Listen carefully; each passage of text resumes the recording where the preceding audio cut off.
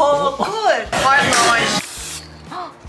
Good morning. We got another goodie today. As you can see, we got a lot of boxes, and they're not for me.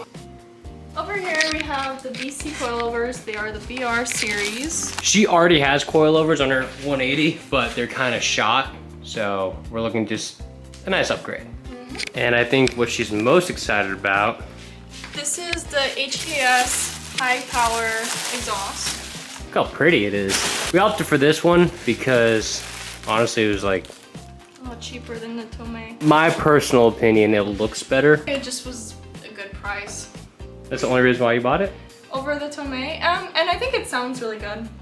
Yeah. But like when you explain like the science behind it, I was like, yeah, I do agree. It's it does make sense. The science behind, all right, I'm not a big fan of burnt tips. Hot take, I know that's period correct, and a lot of people like the way it looks, but titanium changes colors when it gets hot, right? We understand that. But your coldest part of your exhaust is your tip.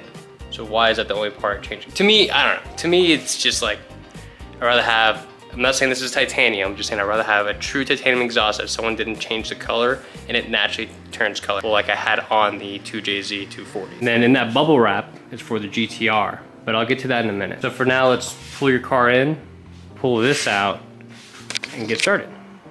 We got the wheel off. We found out she actually has spacers on her car, which they're not hub centric, so we're probably gonna remove them. These actually look better than I thought they would be, but it is kind of dry rotted. Night and day different. We have the both fronts out right now. We're gonna do the ride height adjustment right now. So we lowered these, the coilovers from the previous one that was on it to be even more low because she's a hot boy and she likes to slam her car on its nuts. So we loaded another about a half an inch, a little more maybe, about a half an inch.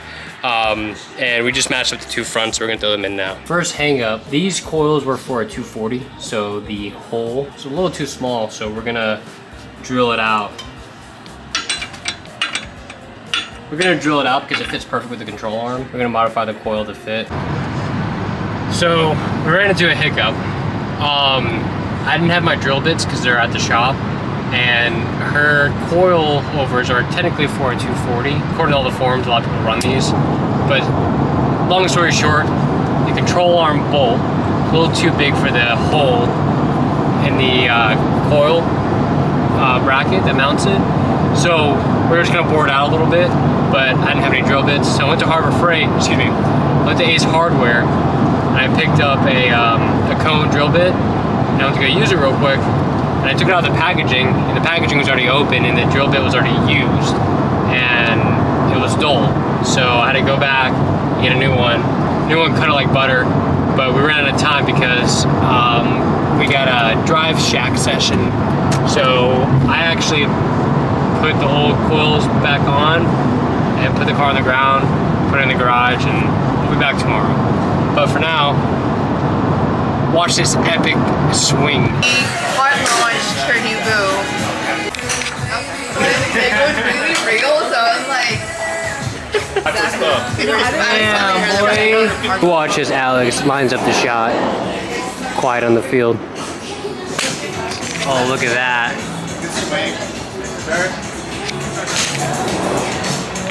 Is that it for me? Nowhere near the bullseye. So, Alex is a really fun fact for you guys. Alex. Okay, the reason why we drive on the side of the road we do is because back in medieval days, they would have it to be where the sword hand was most available so they could draw their swords on people.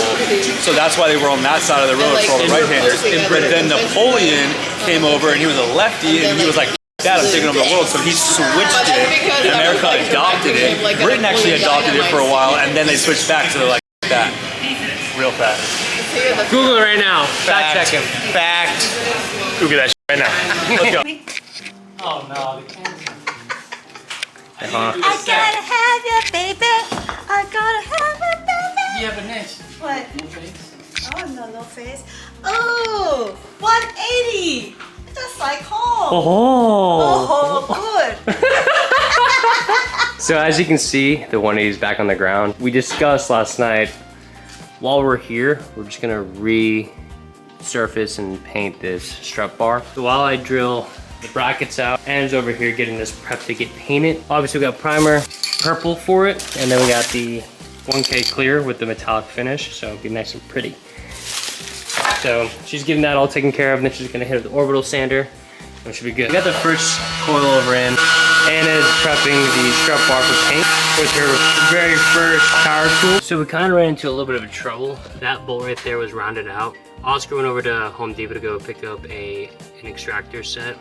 In the meantime, we got a nice primer first coat on the plate and the strut bar. So we just sanded it. That sounds wrong. We used sandpaper to sand it down. And then we just primed it again. We're gonna wait for it to dry and we're gonna do the other side. In the meantime, we're gonna sand this down and do the same thing to these. We had a little bit of troubles yesterday because the rain kept getting us while we were trying to paint it. So there's a bunch of little dots on all the paint and the primer from the raindrops from out here, running into the garage. Today we got a bright blue sky. We're gonna try to get it taken care of. Anna just laid down the cleanest layer of paint yet. I think that's our, what, 4th coat? I think so. We're done with the purple. Now we're gonna do the 1K gloss clear Everything with the pearl 1K. finish. Looks good. It looks really, really good. We're struggling to get these perfect because there's a lot of pitting from the rust, but who gives a crap? This looks really good. What'd you hit it with? My sleeve. You know where? Nope, no clue. Whatever, we'll find it. So this came out a little bit better than we anticipated. However, it's still not how we want it. So what we might do is wait until winter time where there's less humidity, because that's what's causing a lot of this haziness. The more it dries, the better it looks. It was really hazy from the high humidity. If you can't tell, it's been raining all day. But look at this. That's not bad for a rattle can paint job. Hell yeah, girl.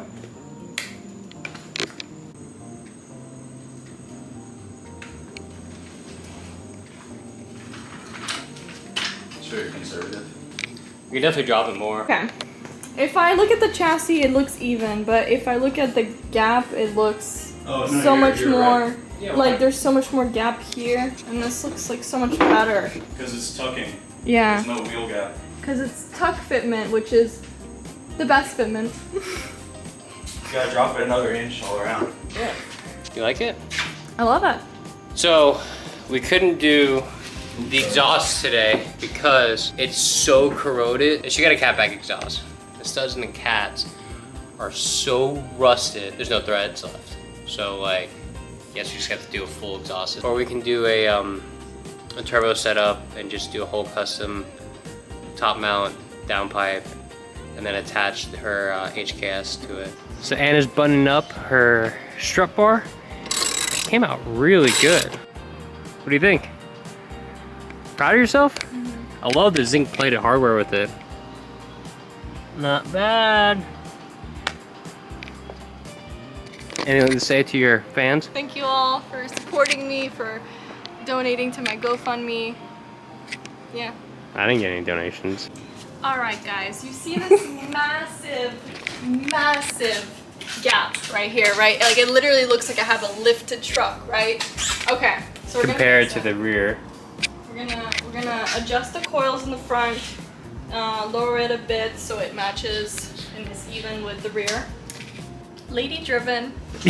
Right now we're restoring her front pinch welds.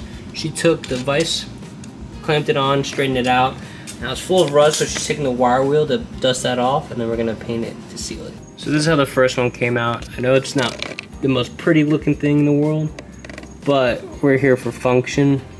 No one will ever see this. It was pretty beat the hell with rust, but Anna got it looking really good. Then we're gonna put these pinch weld pads on it. All right, so we got the pinch weld pads on. Now, they're not where they're supposed to be. I know that. Actually, slightly in front of it is the 3-ply, but we still got a little bit of the 3-ply on it. But there's a bracket sitting behind it that's back here that's preventing this to sit properly. So this is actually getting a better connection, even though it's a little softer. It's not perfect, but it's not bad. We tested it, didn't bend anything, didn't make any funny noises. Probably don't want to always use this. It's just in a pinch.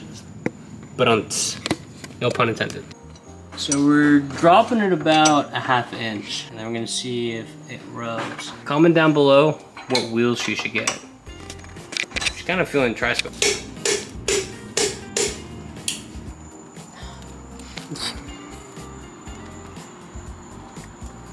Yeah, it looks good. I think it looks way better.